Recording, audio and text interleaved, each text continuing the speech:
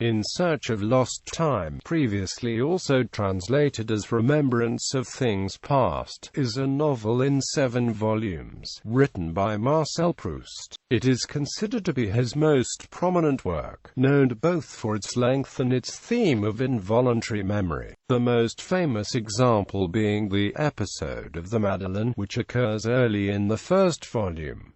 It gained fame in English in translations by C.K. Scott Moncrieff and Terence Martin as Remembrance of Things Past, but the title In Search of Lost Time, a literal rendering of the French, has gained usage since D.J. Enright adopted it for his revised translation published in 1992. The novel began to take shape in 1909. Proust continued to work on it until his final illness in the autumn of 1922 forced him to break off. Proust established the structure early on, but even after volumes were initially finished he kept adding new material and edited one volume after another for publication. The last 3 of the 7 volumes contain oversights and fragmentary or unpolished passages, as they existed only in draft form at the death of the author. The publication of these parts was overseen by his brother Robert. The work was published in France between 1913 and 1927.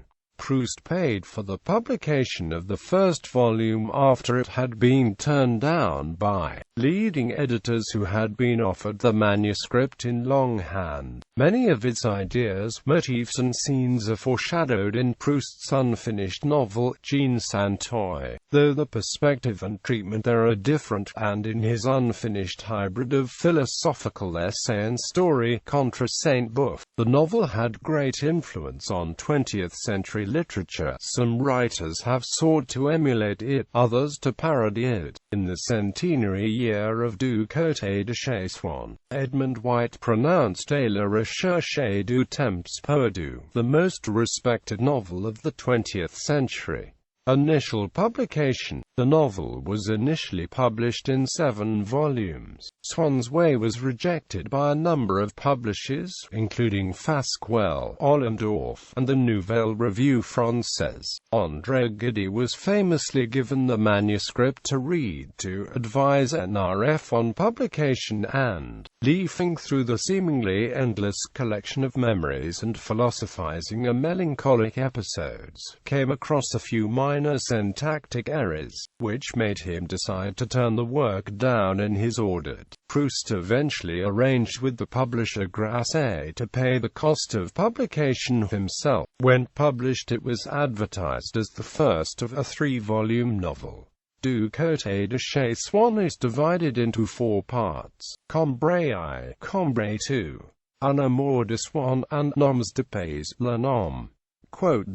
A third-person novella within Du Côté de Chez Swann, Un amour de Swann, is sometimes published as a volume by itself, as it forms the self-contained story of Charles Swann's love affair with Odette de Crecy and is relatively short. It is generally considered a good introduction to the work and is often a set text in French schools. Combray I is also similarly excerpted. It ends with the famous Madeleine cake episode, introducing the theme of involuntary memory. In early 1914, Gide, who had been involved in NRF's rejection of the book, wrote to Proust to apologize and to offer congratulations on the novel. For several days I have been unable to put your book down. The rejection of this book will remain the most serious mistake ever made by the NRF, and, since I bear the shame of being very much responsible for it, one of the most stinging and remorseful regrets of my life. Gallimard offered to publish the remaining volumes, but Proust chose to stay with Grasset. In the Shadow of Young Girls in Flower was scheduled to be published in 1914 but was delayed by the onset of World War I. At the same time, Grasset's firm was closed down when the publisher went into military service. This freed Proust to move to Gallimard, where all of the subsequent volumes were published. Meanwhile, the novel kept growing in length and in conception.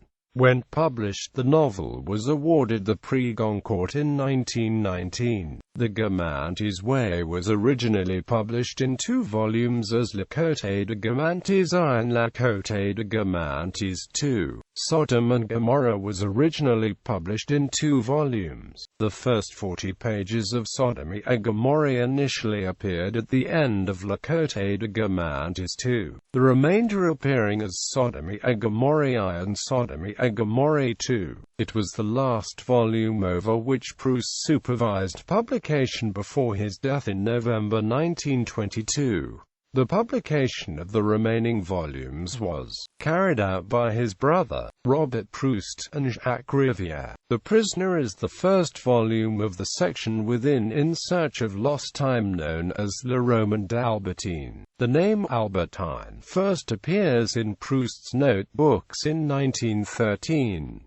The material in volumes 5 and 6 were developed during the hiatus between the publication of volumes 1 and 2, and they are a departure of the original 3-volume series originally planned by Proust. This is the first of Proust's books published posthumously. The Fugitive is the second and final volume in Le Roman d'Albertine, and the second volume published after Proust's death. It is the most editorially vexed volume. As noted, the final 3 volumes of the novel were published posthumously, and without Proust's final corrections and revisions. The first edition, based on Proust's manuscript, was published as Albertine de Spirou to prevent it from being confused with Rabindranath Tagore's Le Fugitive. The first authoritative edition of the novel in French, also based on Proust's manuscript, used the title Le Fugitive. The second, even more authoritative French edition uses the title Albertine de Spirou and is based on an unmarked typescript acquired in 1962 by the Bibliothèque Nationale. To complicate matters, after the death in 1986 of Proust's niece, Suzy Manté Proust, her son-in-law discovered among her papers a typescript that had been corrected and annotated by Proust. The late changes Proust made include a small, crucial detail and the deletion of approximately 150 pages. This version was published as Albertine de Spirou in France in 1987.